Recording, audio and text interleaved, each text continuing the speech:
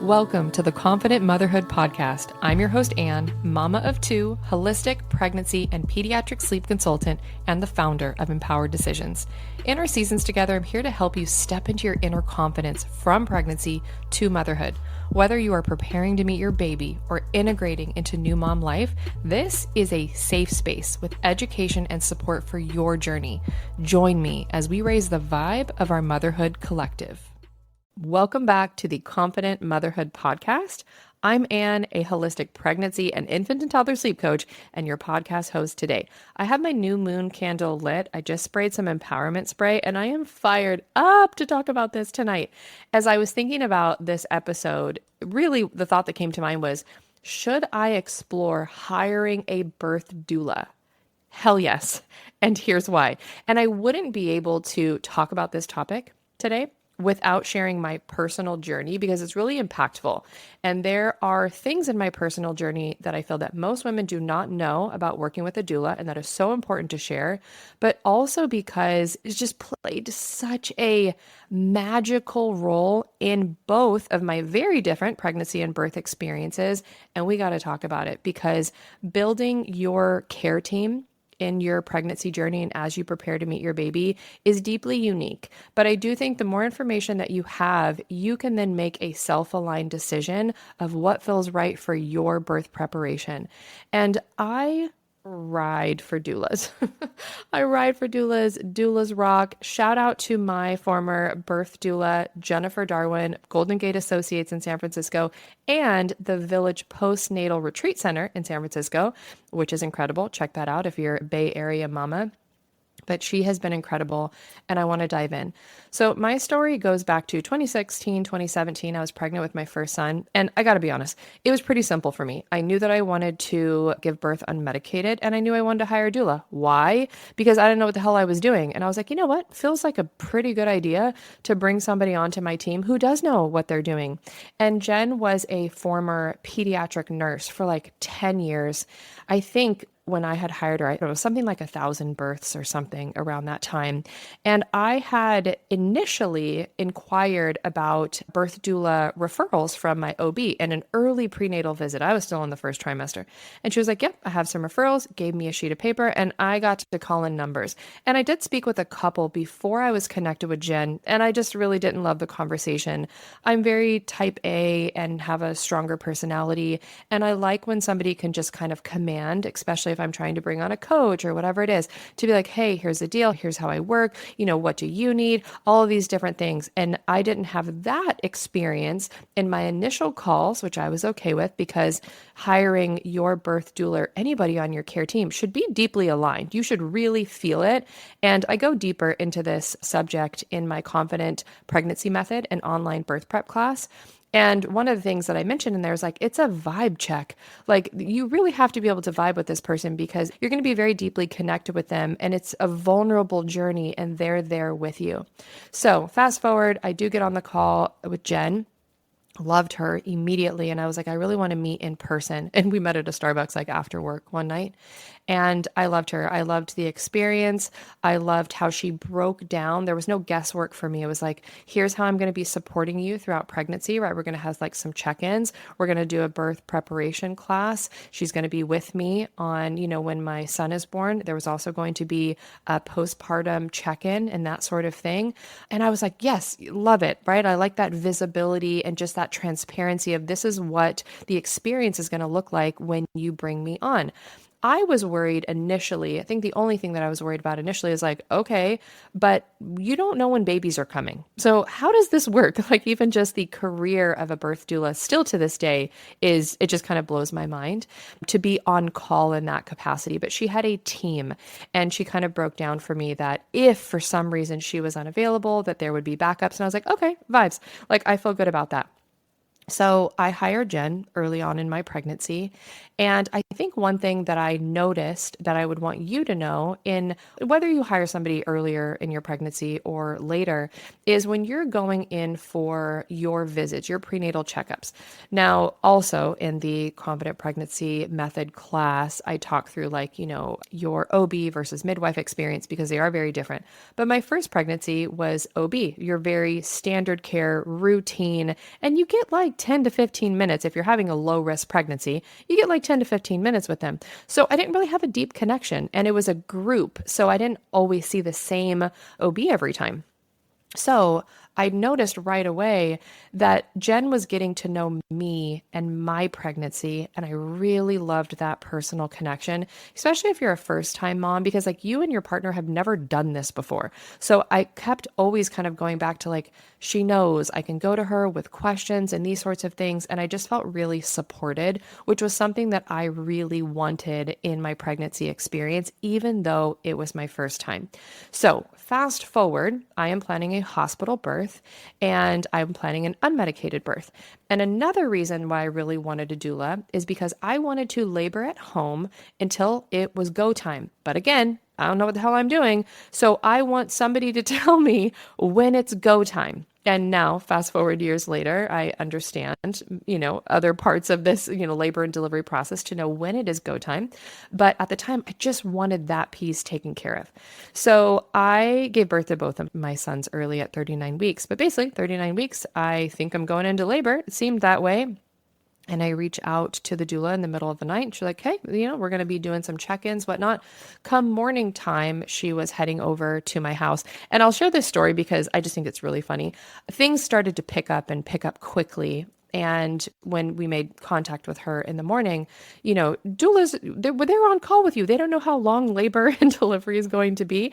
And she had asked my ex-husband at the time, like, hey, I'm going to be stopping by Starbucks. Like, do either of you want anything? And I remember thinking to myself, do I want anything? Like, get your ass over here. And of course, stop, get yourself something to drink, to eat, whatnot. But to this day, it just makes me laugh thinking about that. So she shows up, and I immediately felt comfortable. I felt calmer, and I felt safe. And I had been laboring on the couch and in my bed, and she immediately was like, okay, let's move you around. And we moved to some different locations. I learned that day about the dilation station when she had me get on the toilet. And man, did that pick things up, right? And it can kind of help you go from early to active, help with that transition. And in, not too much time, we were headed to the hospital, and I was laboring in the car, very much so. And I got to the hospital somewhere, let's say around 10:30 or so, maybe got checked into labor and delivery around like 11, and my son was born at 2. But here's where she was my saving grace. Here's where the value add comes in. So we've already talked about there is an emotional support. There is somebody who's connected with the specifics of your pregnancy, not just your OB. And now it's go time. Now we're in the hospital, and I naively was like, okay, you can choose unmedicated or medicated. That's the way. No, when you step into that hospital, you are in a system that is a business, and that system very much operates in medical intervention, right? You're at a hospital. So more of the norm is to take the medicated route, right? No right or wrong, deeply personal choice, do your thing. But when I stepped into that room, and I'm a first-time mom, right? So there's also the stigma that things are going to take a while, but I'm feeling my body. I may not have ever have done that before, but I'm like, it felt like my son was coming, and it felt like he was coming on the quicker side. And it was taking a while. I really wanted to labor in the tub. One of the reasons I chose the hospital I did was because I would have the option to do that. And to be honest, it just felt like everybody was taking their sweet time. And I even heard one of the nurses say like, oh, she's a first-time mom. Like, it's probably going to be a while. And I was GBS positive, so they were going to hook me up for antibiotics. And I was like, please let me get in this tub. So I get in the tub, and I heard my doula share with the L&D nurse that I was planning to go unmedicated. And I heard her go, we'll see. And I tell you, if not every part of my, I don't know, attitude, stubbornness, like just activated inside of me. But I was also very surprised.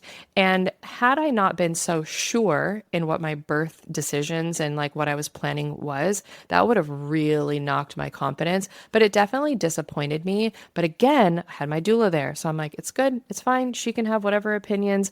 There was already the stigma of, oh, she's a first time mom. It's going to take a while. Second ding on the list for me was I didn't feel supported in that environment. So I'll spare you all the back and forth details, but I did deliver at a teaching hospital. So there was people in and out of that room. And in hindsight, I wouldn't have made those same choices again. But I did, I think just one cervical check. More of a student doctor came in, did a cervical check and looked at me and said, I think it's going to be about 2 hours. And I look over at my doula and she kind of, quietly under your breath shakes her head like it's not going to be 2 hours. And my son was born 45 minutes later. And she was there with me the entire time. And one thing to also note about the doula experience, because I will hear this sometimes from moms when I'm doing birth support and preparation calls, is, well, I'm not sure if I want to hire a doula because I want it to be about like me and my husband or like me and my partner. And won't that be weird to like have somebody else there? And I got to tell you, absolutely no. When a doula is doing their job, they're actually helping bring you and your partner together in that experience and not taking over. Like that's so important to know that nobody's essentially replacing that for you, but they are there to be both of your support systems and to help educate and guide you and all of those beautiful things. So just a note there. But she was with me every step of the way. And I kept kind of going back to her. She knew what I wanted, how strongly I wanted to give birth unmedicated. But now I'm kind of realizing that I'm in this environment that's not necessarily conducive of that. So on paper, I got the birth that I wanted. I delivered my son unmedicated successfully and on the speedier side. Start to finish was about 12 hours, but about 6 of active labor. And I could not have done that without her. I can very much see had I stepped into that hospital, not knowing my rights, not having somebody who was going to help me to advocate for the birth that I wanted, and to help me in that moment of when I got that cervical check to be like, girlfriend, you got this. It's not going to be 2 hours. It gave me that final push of confidence to be like, I'm going to go within. Damn it. I didn't think I was going to get emotional. It gave me that final push, like kind of like envision a race. Why do I cry in like almost every episode? The final race where you like want to quit and somebody's like, no, you've got this. And you're able to just like bust it out. And that's how I felt. It was like, okay, as soon as I had her stamp of approval and her giving me the grace to be like, no, it's okay that you want to give up right now, but you've got this. It was it. Like, it was like, okay, I have her many more contractions until he was out. And she stayed, and I have a beautiful picture of me, her, and my son. And then when she came to my house postpartum and checked on us, and it was basically the beginning of a friendship and a journey, but it was a wow on how much she educated me, how much she gave me insight into pregnancy and birth, and I would not have had that otherwise.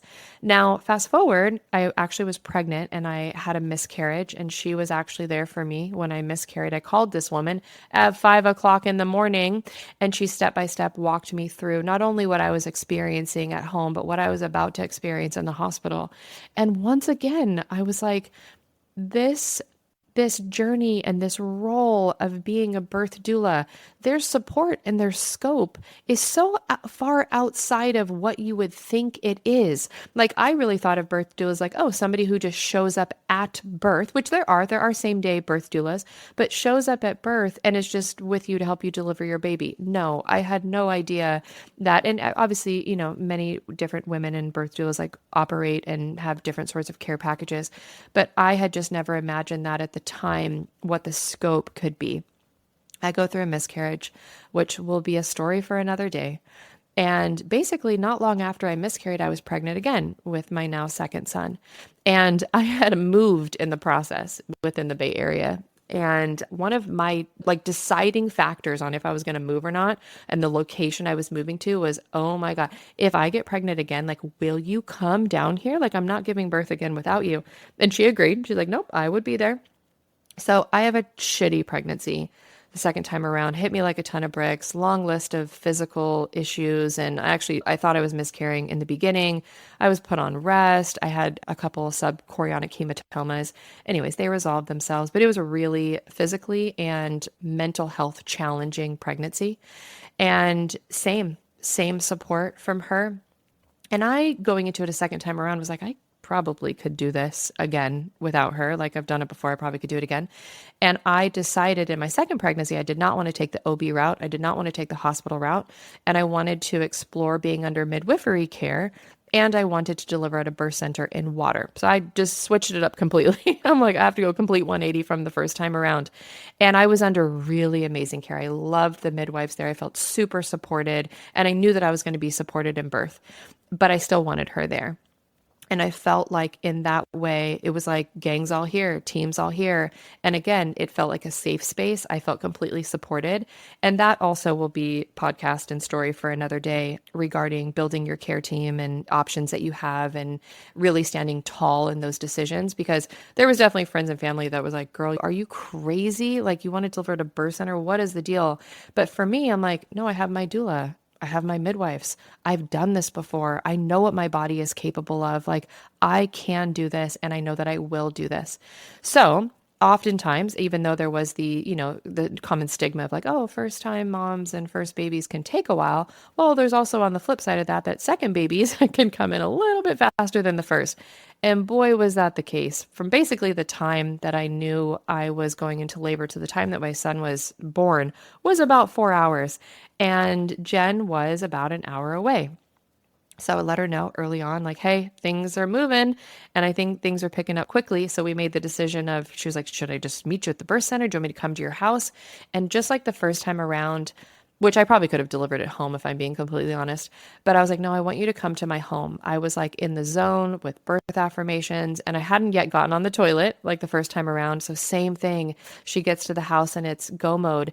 And she has such a calm and beautiful presence about her that there is just something about feeling so safe in somebody's presence that allows your body to surrender. I've had an unsurrendered birth and a surrendered birth, and there is no birth for me without surrender.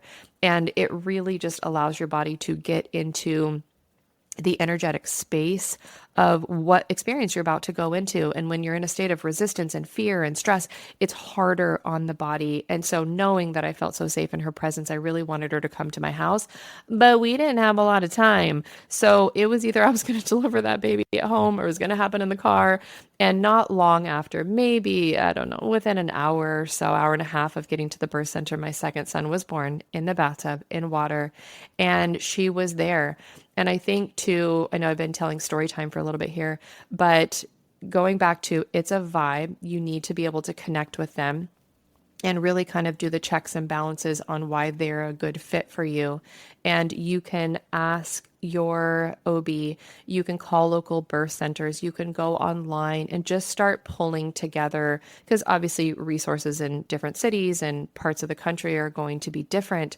But once you start narrowing down, and then you're kind of making your decisions on this person that you're going to bring onto your team, it's really important to know that doulas are not just here to be like, hey, let's just woo-saw your way into birth. By the way, you can also hire a doula if you're having a medicated birth, if you're having a planned cesarean birth. This is not just for unmedicated. Obviously, they provide amazing value and value add to an unmedicated birth. But I think the first and second time around validated for me that when I say I couldn't have given birth without her, it's not because my body physically couldn't have done it, but the pain management options, which I have another podcast episode about, like creating your unmedicated birth. And I have a class that you can take in video format.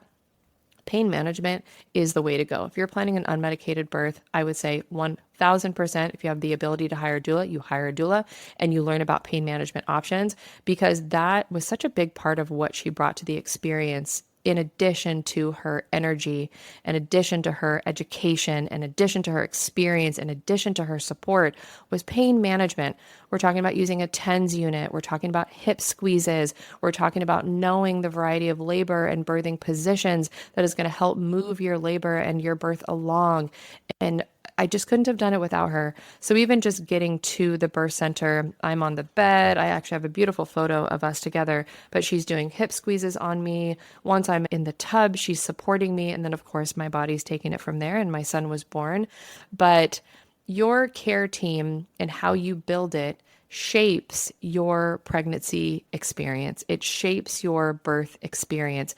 And like I've said a million times, it's a deeply personal choice. So just know that they can bring you and your partner together. They're also there not to advocate on your behalf, but to help provide unbiased, evidence-based information to you so that you can advocate for yourself, so that you can be making those decisions. And I think it's so important that you just have somebody who's like rooting for you, because again, they're more personally connected with your journey and they know what your birth intentions are, which is just, I don't know, I just hear a little like chime in my head when I say that. So should you explore hiring a birth doula? Hell yes. Hell yes. And I hope that this episode was enlightening and inspiring to like want to explore that on your end. If you feel that pull, if you've even clicked listen to this episode, then that tells me that there's already a part of you that wants to hire a birth doula. And I have heard stories from other women, even women that I'm closely connected with, that had disappointment and had kind of other experiences with hiring their birth doula. And I think that combined with my experience, like when I say I ride for doulas, is helping women to like find the right fit, what to look for. And again, in that class that I have, I really dive a lot deeper into that because that is important. I don't think that any of these decisions, whether that is your OB or your midwife or a doula or prenatal nutritionist, whomever it is that you're bringing on your team, none of those decisions should be taken lightly. And I want you to think about it as interview style. Oftentimes when we're in the presence of an expert and a medical professional, sometimes we can kind of like shadow our own desires because we're like, well, they're the experts. So, okay, this is what I'm going to do. No, we're not making fear-based decisions. You're going to get clear on what you want for your birth and you're going to ask the damn questions and you're going to make sure that it's a self-aligned decision for you. Because again, this is not like, I always say prep for birth like it fucking matters because it does, mama. You matter, your baby matters. But hands down, bringing a doula onto your team is an incredible experience. And if you have the ability to do so, do it. Okay. So I hope that you love this episode and more to come on the doula conversation. I definitely want to be able to get Jen on, hopefully in season 2 in an interview style podcast where we can really dive in to a lot of these different topics. So until the next episode, lots of love.